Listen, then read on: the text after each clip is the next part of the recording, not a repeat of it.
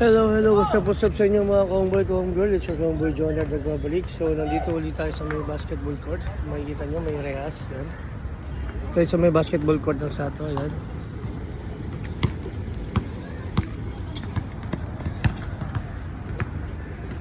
Yan.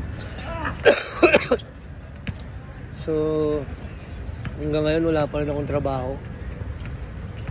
Hinihintay ko yung call ng isang malaking kumpanya rito eh. Kaya sabi nila end this week or next week, early next week. Kaya hinihintay natin, sana itong dating na week. Ni-reject ko yung isang yung nagpapirma sa akin ng ng offer letter.